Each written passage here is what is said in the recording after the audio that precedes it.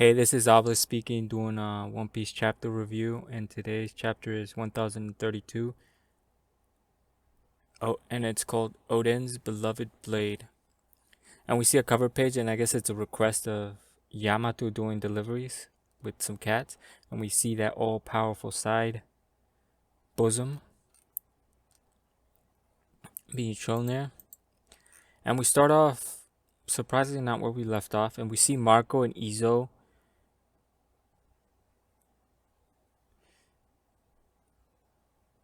And pretty much Izo's wounded, but Marco states that he's wounded. And apparently Izo wants to go somewhere. And Marco's like questioning where. And they pass Big Mom. So that means they're not gonna help Law and Kid.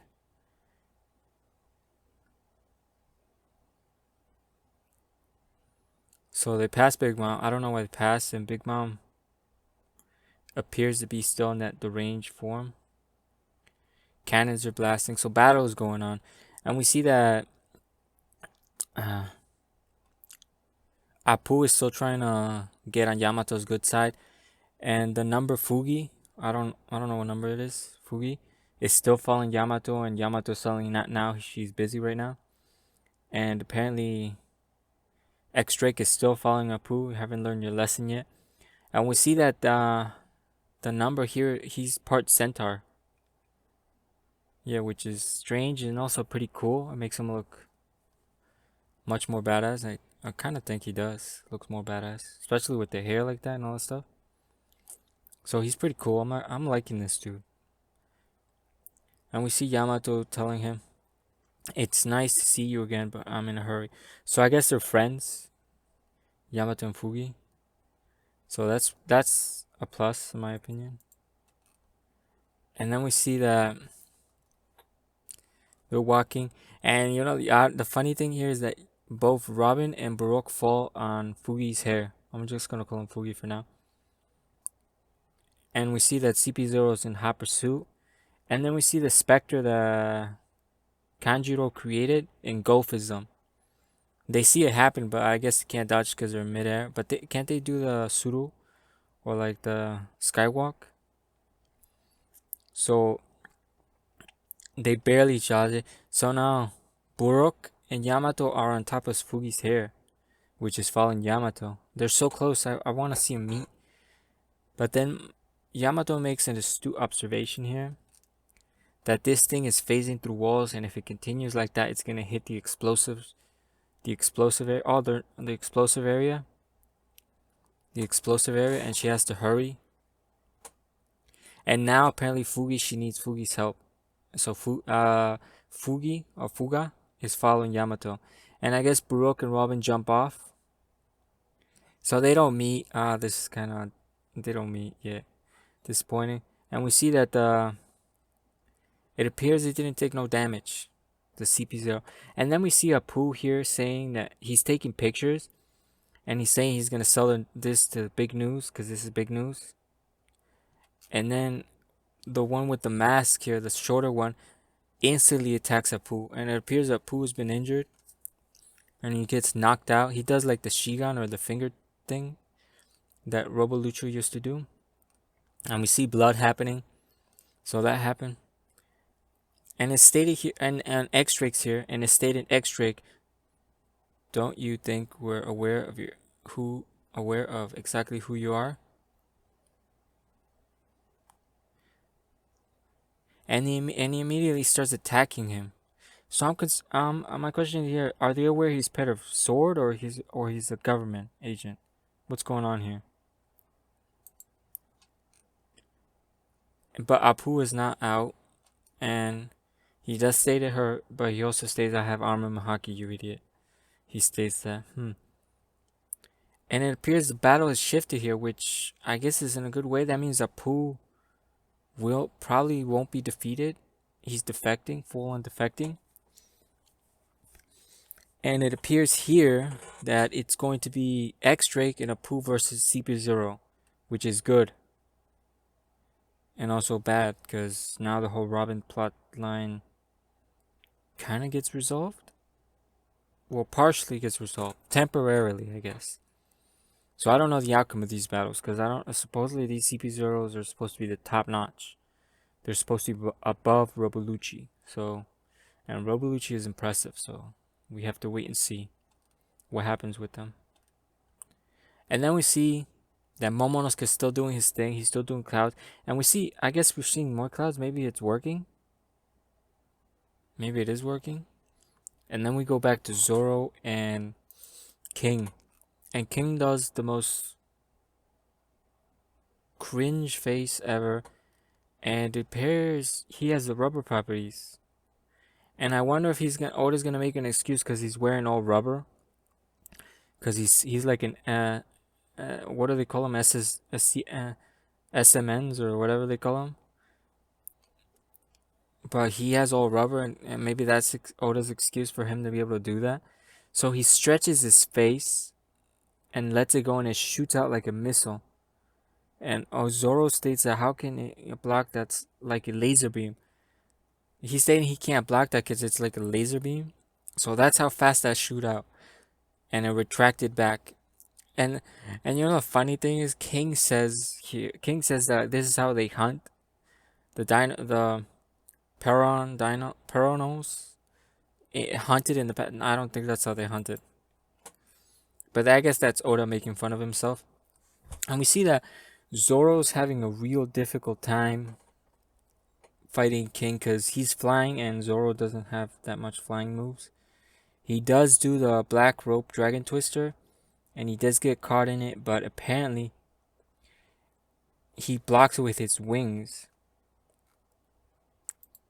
And apparently, which is very impressive, did no damage.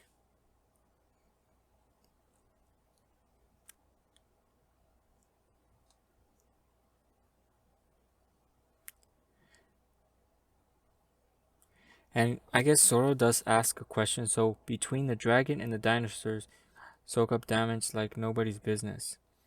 And Queen acknowledges, but he also doesn't acknowledge it. True, but in my specific case, it goes beyond that. So I guess he's hinting to his race. That's what he's hinting to, the Lunarian race. So I guess the Lunarians have some sort of extreme durability, potentially even more than Kaido, because he does the Black Twister, and the Black Twister did hurt Kaido. It did cut Kaido, but it didn't do anything to King. So this is an impressive feat on King. So King's looking more and more important than ever. And I guess King decides to go sword fighting because he does want to. I guess he wants a duel too. He's been craving a duel, and King appears to be over. He's like, I'm not gonna lie, he's overwhelming Zoro, and Zoro's having a serious hard time. And Zoro's making a statement here: unless he figures out what's the deal with King's race, he probably won't be able to win. So unless he figures out a weakness to the Lunarians, that's what I'm interpreting it like, he won't be able to win. And that means uncovering the full scope of the Lunarians. Well, maybe not the full scope, but enough for us to know about. And then we see something really interesting happen. Enma begins to act uncontrollably and to like suck Zoro's haki out. And that's because the next chapter, and it appears that the mystery of the woman resolved. I really thought it was Toki, but it's Hiyori. And Kurumurasaki is singing here, and she probably has the other sword, the Amamikiri or whatever it's called. She probably has the sister sword, and that's why Emma is like reacting or acting out. Or it could be just Zoro. Sorry about that. It could be just Zoro losing his haki control. One or two. One of those two options. So this is clearly a setup, and I have a feeling that Marco is coming in hot. And also, where's Kyoshiro? Where's Kyoshiro? Kyoshiro hasn't been present. So Kurumurasaki is here, and I'm really hoping she does kill him.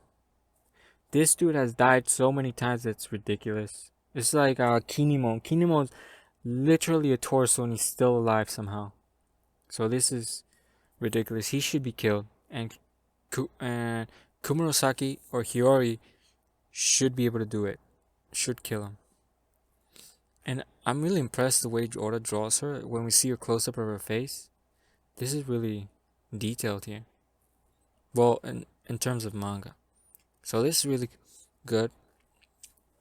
So there's no conclusions to fights. 2 new fights have started. One has been postponed, which is the CP0 versus Drake and Apu.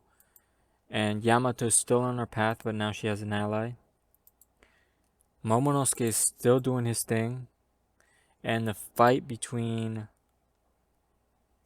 King and Zoro still continues. Zoro being overwhelmed. Very overwhelmed by King. And the important thing is King is taking no damage. And then we have this plotline. I would have really liked for Zoro to be a part of this revenge here thing. But I don't see how that's going to be possible with him being fully preoccupied with King. So this is going to be a 100% thing on Hiyori. So I'm really hoping she does kill him. Just, I don't like Orochi's character. Just kill him. And there better be no redemption arc here. I really mean it. There better be no redemption. He should die. He should 100% die. Anyway, I think that's it for the chapter. It's a okay chapter. It's more like a setup chapter. Stuff are moving where Oda wants them to move. Just set up new fights, I guess. I really would have liked to Robin and Yamato meet and Baruch. Because Baruch, you know what he would have asked. Let me see your panties. And I wonder what Yamato would have said. Anyway, that's it. It's a good setup chapter. Decent. Not a all. The bad part is the last part, because I don't know if Oda's gonna follow through with killing Orochi, which I don't know why build this up if you're not gonna kill him. It's pointless. Anyway, that's it. Thanks for watching. Peace out and have a nice day.